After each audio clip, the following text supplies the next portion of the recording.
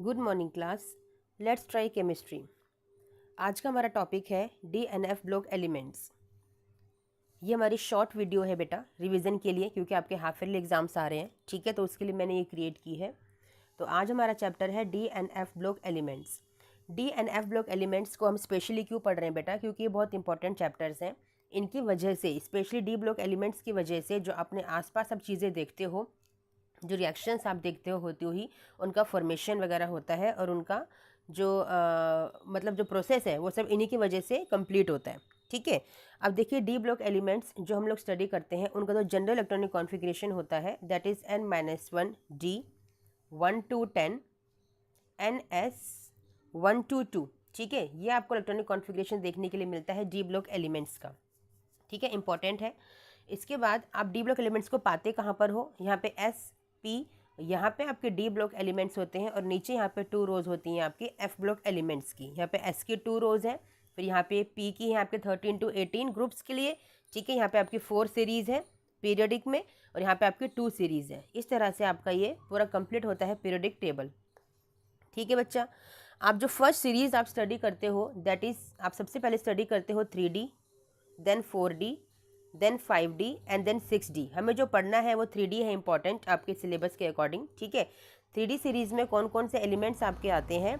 Scandium, titanium, vanadium, chromium, manganese, iron, cobalt, nickel, copper and zinc, ठीक है। Total ये 10 elements हैं, atomic number 21 से लेकर एटॉमिक नंबर 30 तक, ठीक है बच्चा। अब देखिए, इसमें आप जो ट्रांजिशन एलिमेंट्स हम इन्हें सबसे पहले कहते हैं, ट्रांजिशन एलिमेंट्स क्यों कहा जाता है इन्हें ट्रांजिशन एलिमेंट्स इसलिए कहा जाता है क्योंकि ये एस और पी ब्लॉक के एलिमेंट्स की बिटवीन की प्रॉपर्टीज़ को शो करते हैं, ठीक है, या उनके जैसी प्रॉपर्टीज़ शो करते हैं। उनका मीडियम है एक्चुअली में। आप देखो ना, यहाँ एस है, यहाँ पी है, फिर यहाँ पे सेंटर में डी है, तो एक तरह से मीडियम बनते हैं, क्योंकि मेटल्स है ना ये। यहाँ पे आपके मेटल्स होते हैं, फिर यहाँ पे नॉन मेटल्स आते चले जाते हैं। नॉन मेटल कम होते हैं आपकी टेबल के अंदर, मेटल्स ज़्यादा होते हैं। एक तरह का ट्रांजिशन यानी कि ब्रिज का ये काम करते हैं, इसलिए इनको ट्रांजिशन एलिमेंट्स बोला जाता है, ठीक है। और एक रीज़न और है, क्योंकि इनके जो डी ऑर्बिटल्स होते हैं, इन डी ब्लॉक एलिमेंट्स के जो डी ऑर्बिटल्स होते हैं, डी सबशेल जो होता है दैट इज़ पार्शियली फिल्ड। जो डी सबशेल है that is partially field, completely filled नहीं है, इसीलिए ये ट्रांजिशन से शो करते हैं। इनके इलेक्ट्रॉन्स जो डी सबशेल में बैठे होते हैं, ट्रांजिशंस का मतलब है वो अपने शेल से जंप करते हैं अपर शेल में या फिर डाउन शेल में, डिपेंड करता है वो तो, ठीक है। जब आप एलिमेंट्स को स्टडी करोगे तो उसकी वजह से इन्हें हम ट्रांजिशन एलिमेंट्स भी बोलते हैं, ठीक है ना। मतलब इसकी वजह से भी हम लोग इन्हें ट्रांजिशन एलिमेंट्स बोलते हैं, ठीक है बच्चा। चलिए, ये आपको समझ में आ गया, ठीक है। ये प्रॉपर्टीज़ थी कुछ ट्रांजिशन एलिमेंट्स की। अब आते हैं इलेक्ट्रॉनिक कॉन्फ़िगरेशन पे। आपका सबसे पहले है स्कैंडियम, आपका एटॉमिक नंबर 21 होता है। तो कैसे फिल करोगे? According to your Aufbau rule. Aufbau rule के अकॉर्डिंग आप फिल करते हो 1s2 2s2 2p6 3s2 3p6 4s2, ठीक है। कितने हो गए यहाँ पे आपके? देखो इलेक्ट्रॉन्स कितने हो गए आपके, ये हो गए इलेक्ट्रॉन्स आपके 10 10, ठीक है। कितने बचे आपके पास? आपके पास बचा ओनली 1, तो दिस इज 3D1। तो देखिए ना, पार्शियली फिल्ड सबशेल आपके पास आ गया, पार्शियली फिल्ड डी सबशेल आपके पास आ गया, जिसमें कि 1 इलेक्ट्रॉन है। That's why these are transition metals, ठीक है। समझ में आया? ये है पूरा पूरा कंप्लीट इलेक्ट्रॉनिक कॉन्फ़िगरेशन। लेकिन पता है, हम ना इतना लंबा लिखते नहीं है, हमारे पास इतना टाइम नहीं होता, ठीक है। और ना गलती होने के चांस ज़्यादा होते हैं कि कोई एक भी अगर स्किप हो गया तो आपका जो लास्ट आउटर मोस्ट सबशेल है वो रॉन्ग हो सकता है। तो इसलिए हम क्या करते हैं, सबसे पहले हम नोबल गैस कॉन्फ़िगरेशन को देख लेते हैं, है ना, कि आपका कौन सा एलिमेंट है, किस इलेक्ट्रॉन तक आपके नोबल गैस कॉन्फ़िगरेशन आपको देखने के लिए मिल रहा है। तो देखिए, यहाँ पे कितने थे? 10 थे, यहाँ तक कितने? 18 थे। अब आपको पता है कि 18 इलेक्ट्रॉन्स के लिए एक आपके पास नोबल गैस होती है, इनर्ट एलिमेंट होता है, दैट इज़ आर्गन, ठीक है। AR लिखते हैं इसको, आर्गन। Atomic number is 18। तो आप इतना लिखने के बाद आप सिर्फ और सिर्फ ये 2 सबशेल्स को दिखा सकते हो बच्चा। You can write 4s2 3D1, ठीक है, या फिर you can write 3D1 4s2। आया समझ में बच्चा? तो ये करना ज़्यादा ईजी है ना, इतना बड़ा लिखने से बेटर है। तो सारे के सारे जितने भी ट्रांजिशन मेटल्स हैं जो आपके 3D सीरीज़ के हैं, उनके लिए आप आर्गन को स्टार्टिंग में लिख दीजिए, और बाद में सिर्फ ये 2 सबशेल्स आप दिखा दोगे, then your electronic configuration will be correct. इसको कोई भी गलत नहीं करेगा बच्चा, ठीक है। इस तरह से आप सभी एलिमेंट्स का, ट्रांजिशन एलिमेंट्स का आप कॉन्फ़िगरेशन लिख सकते हो। Scandium, titanium, vanadium, chromium, manganese, iron, cobalt, है ना, आपका D1, D2, D3। अब क्रोमियम और मैंगनीज का एक इंपॉर्टेंट है बेटा, क्रोमियम में D4 होते हैं। आपको मैंने सिखाया है कि आपको जो एलिमेंट्स होते हैं यहाँ पे, जितने आप सबशेल्स को शो करते हो, ऑर्बिटल्स को शो करते हो बच्चा, आपका D4 ऐसे फिल करोगे आप, ठीक है ना। और यहाँ पे आपके पास 4 इसमें 2 इलेक्ट्रॉन्स होते हैं, तब जो D6 बनता है, ठीक है। अब देखो इसमें हम क्या कर सकते हैं, क्योंकि ये पार्शियली फिल्ड है, लेकिन इसको अगर एक इलेक्ट्रॉन कहीं से मिल जाए तो ये हाफ फिल्ड हो जाएगा। And you know very well कि half filled and fully filled जो होते हैं वो बहुत स्टेबल होते हैं, है ना। तो क्या कर सकते हैं हम, इस S वाले से एक इलेक्ट्रॉन ले लो तो ये हाफ फिल्ड हो गया। तो इसलिए इसका जो कॉन्फ़िगरेशन होता है दैट इज 3d5 4s1। ठीक है, समझ में आया। इसी तरह से आपका नीचे एक और एलिमेंट आएगा आपका, scandium, titanium, vanadium, chromium, manganese, iron, cobalt, nickel, copper and zinc. ठीक है, कॉपर में भी यही केस होता है। कॉपर का आपका 3d9 4s2 आता है बच्चा, ठीक है। तो उस केस में भी हम यही करते हैं, ऐसे फुली फिल्ड करवा देते हैं 3d10 4s1। ठीक है, it's a stable electronic configuration for the copper. ठीक है, समझ में आया बच्चा। चलिए, ये थी कॉन्फ़िगरेशन की बात। मैं जल्दी जल्दी इसलिए पढ़ा रही हूँ बेटा क्योंकि हम लोग रिवीजन कर रहे हैं, ठीक है, इसीलिए। चलिए आगे हम कुछ प्रॉपर्टीज़ पे आते हैं ट्रांजिशन एलिमेंट्स की जो इंपॉर्टेंट है। सबसे पहली प्रॉपर्टी है आपकी boiling point and melting point. ठीक है ना, बॉइलिंग पॉइंट आपको पता है, टेम्परेचर इंक्रीज करना ही बॉइलिंग पॉइंट एक्चुअली कहलाता है। कि बॉइलिंग पॉइंट इंक्रीज करने का मतलब है टेम्परेचर का इंक्रीज करना। तो वो इंक्रीज कब करते हो, जब आपका बॉन्ड ब्रेक नहीं होता। When it is very difficult to break the bond then you increase the temperature, it means the boiling point is high. ठीक है, चलिए अब ये सारी प्रॉपर्टी जितने भी आप स्टडी करोगे ना ट्रांजिशन एलिमेंट्स की, ट्रांजिशन मेटल्स की, वो सारी की सारी पता है आपके जो पार्शियली फिल्ड इलेक्ट्रॉन्स हैं, यानी कि जो आपके अनपेड इलेक्ट्रॉन्स हैं, उन्हीं के अराउंड घूमेगी, उन्हीं के अराउंड घूमेगी जितने भी अनपेड इलेक्ट्रॉन्स आपके हैं। कैसे, क्योंकि अनपेड इलेक्ट्रॉन की वजह से क्या होगा, वो ज़्यादा स्ट्रॉन्ग बॉन्ड बनाने की कोशिश करेंगे। जैसे सपोज कीजिए स्कैंडियम, टाइटेनियम, वेनेडियम आपने लिखा है ना, chromium, manganese, iron, cobalt, nickel, copper and zinc. ठीक है, ये आपने लिखा। अब देखो आप क्या करोगे, आप इसमें इनके डी सब शेल्स को लिख लीजिए, D1, D2, D3, D4, D5, D6, D7, D8, D9, D10। ठीक है, आपके अकॉर्डिंग ये वाला होना चाहिए, लेकिन नहीं, आपको मैंने बताया है कि आपको जो स्टेबल कॉन्फ़िगरेशन है वो लिखना है। तो यहाँ पे D5 और D10 हो जाएगा। ठीक है बच्चा, अब देखिए इसमें आपने ये लिख लिया। अब देखो आपके पास यहाँ पे एक ही अनपेड इलेक्ट्रॉन है, तो ऑब्वियसली स्कैंडियम जिसके साथ भी बॉन्ड बनाएगा तो एक ही बॉन्ड बनाएगा, only one bond will be there, है ना। एक ही बॉन्ड को, एक ही इलेक्ट्रॉन को शेयर करेगा। टाइटेनियम का केस क्या है कि दो इलेक्ट्रॉन्स एक्स्ट्रा पड़े हुए हैं, तो ये दो इलेक्ट्रॉन्स को शेयर करने की कोशिश करेगा, है ना। इस तरह से ये 3, ये 5, ये 5, अब देखो घटते रहेंगे। अब ये 4 को शेयर करेगा, ये 3, ये 2 और ये 0 0, क्योंकि फुल्ली फिल्ड है, पार्शियली फिल्ड है ही नहीं ना, तो वो इलेक्ट्रॉन को शेयर ही नहीं करेंगे। ठीक है, अब देखो इस केस में क्या होगा, जो जितने ज़्यादा इलेक्ट्रॉन्स को शेयर करेगा उतना स्ट्रॉन्ग बॉन्ड उसके बनने की संभावना है ना बच्चा। स्ट्रॉन्ग बॉन्ड का मतलब क्या है, उतने सारे बॉन्ड बनेंगे, उतने ज़्यादा बॉन्ड उसके बनेंगे।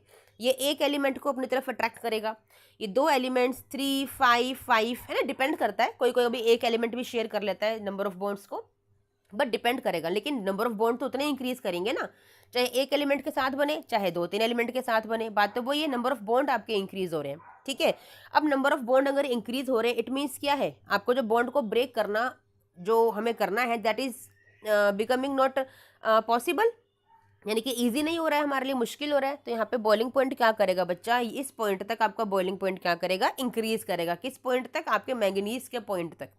यहाँ पे आप कह सकते हो कि नियर बाय इक्वल हो सकता है, बट यहाँ तक तो आपका इंक्रीज करेगा ही करेगा। ठीक है ना, उसके बाद आपका बॉइलिंग पॉइंट यहाँ पे क्या करेगा, इन 3 एलिमेंट्स के लिए, आयरन, कोबाल्ट, निकल के लिए क्या करेगा, डिक्रीज करेगा। और यहाँ पे आप देख रहे हो कि यहाँ पे तो शेयरिंग ही नहीं हुई है, तो यहाँ पे सबसे ज़्यादा डिक्रीज करेगा। ठीक है ना, फर्स्ट इंक्रीज देन डिक्रीज, और यहाँ पे इतना ज़्यादा डिक्रीज कर जाएगा कि अनएक्सपेक्टेडली टेम्परेचर यहाँ पे डिक्रीज करेगा, यानी कि बहुत ही लो टेम्परेचर देने पे कॉपर जिंक के जो बॉन्ड्स होते हैं वो ब्रेक हो जाते हैं। ठीक है, समझ में आया बॉइलिंग पॉइंट का कंसेप्ट। चलिए वेरी गुड, हम शॉर्ट रिवीजन वीडियो बना रहे हैं बच्चा। इसके बाद आता है एंथैल्पी ऑफ एटोमाइजेशन, है ना, एंथैल्पी ऑफ एटोमाइजेशन। अरे लिखा नहीं जा रहा है बच्चा, wait wait wait wait, let me change. Enthalpy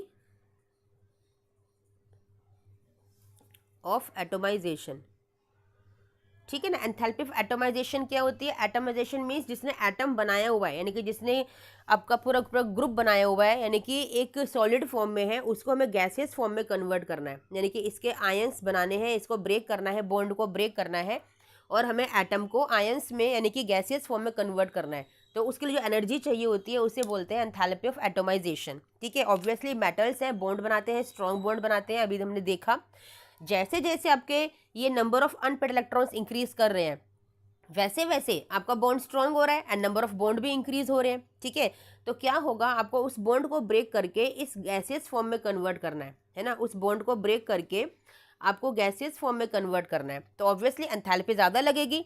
तो साइमल्टेनियसली जैसे जैसे आपका जो ट्रेंड था बॉइलिंग पॉइंट का, वही ट्रेंड आपको यहाँ पर देखने को मिलेगा कि first increases enthalpy of atomization and then decreases. समझ में आया बच्चा? सेम ट्रेंड है आपका, वही एंथैल्पी ऑफ बॉइलिंग एटमाइजेशन का, जो कि बॉइलिंग पॉइंट के लिए था, क्योंकि नंबर ऑफ अनपेड इलेक्ट्रॉन्स पे डिपेंड कर रहा है, दैट्स वाई। ठीक है, चलिए समझ में आ गया। इसके बाद बात करते हैं एटॉमिक साइज की। एटॉमिक साइज की अगर बात करेंगे बच्चा, तो एटॉमिक साइज आपको पता है जनरली पीरियड में क्या करता है, पीरियड में डिक्रीज करता है। ठीक है ना, आपको पता है ग्रुप में एटॉमिक साइज आपका इंक्रीज करता है, पीरियड में डिक्रीज करता है। वही ट्रेंड आपको यहाँ भी देखने के लिए मिल सकता है। ठीक है, बट कुछ एक्सेप्शंस होंगी ऑब्वियसली, डी ब्लॉक एलिमेंट्स से number of exceptions are always there. ठीक है, क्या एटॉमिक साइज देखो बच्चा, जब हमने कहा कि यहाँ पे आपका इंक्रीज कर रहा है एटॉमिक साइज, यहाँ पे जा सॉरी डिक्रीज कर रहा है अलोंग अ पीरियड, आपका एटॉमिक साइज क्या कर रहा है, डिक्रीज कर रहा है। ठीक है ना, जब डिक्रीज कर रहा है एटॉमिक साइज, तो रेगुलर डिक्रीज तो नहीं है यहाँ पे डी ब्लॉक एलिमेंट्स के अंदर, आप अपने ग्राफ में देख सकते हो, जो आपको दिख रहा होगा आपके एनसीईआरटी के अंदर।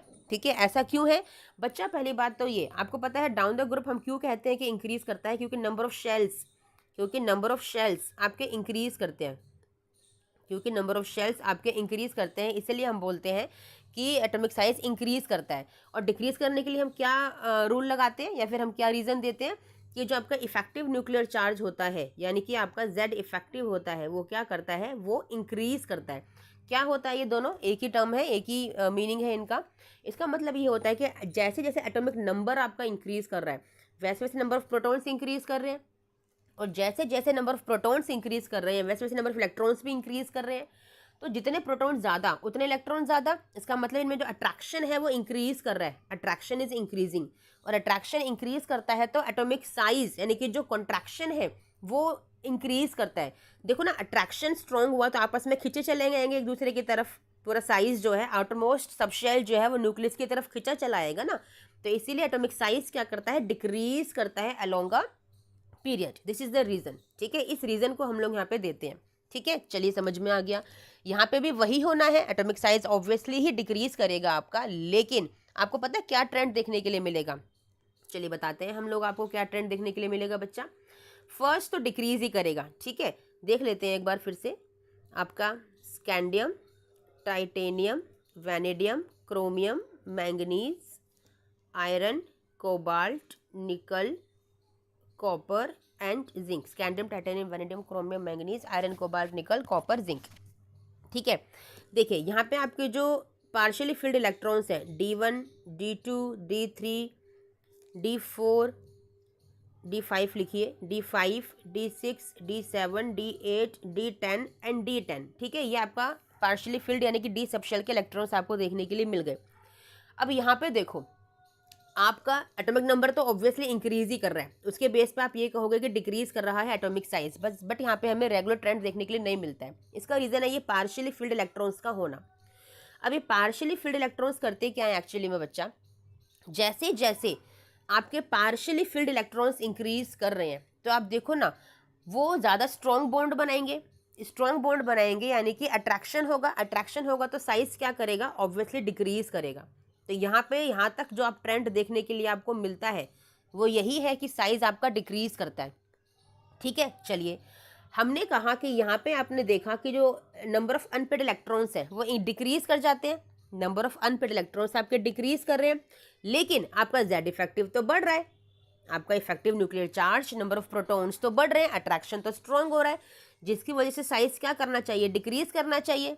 ठीक है, चलिए समझ में आ गया। लेकिन एक बात देखो ना बच्चा, जितने ज़्यादा अनपेड इलेक्ट्रॉन्स आपके होंगे, जितने ज़्यादा अनपेड इलेक्ट्रॉन्स आपके होंगे, वो क्या करेंगे, इलेक्ट्रॉन इलेक्ट्रॉन रिपल्शन को क्रिएट करेंगे।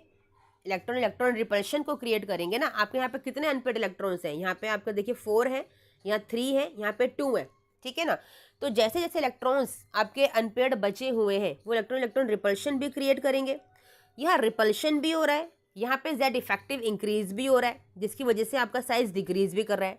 तो सोचो, साइज डिक्रीज भी कर रहा है, साइज इंक्रीज भी कर रहा है। दो रीज़न है यहाँ पे दोनों ही चीज़ें एक दूसरे को डोमिनेट करने की कोशिश करती हैं, जिसकी वजह से क्या होता है बच्चा, आयरन कोबाल्ट निकल का जो साइज़ है वो नियर बाय इक्वल हो जाता है।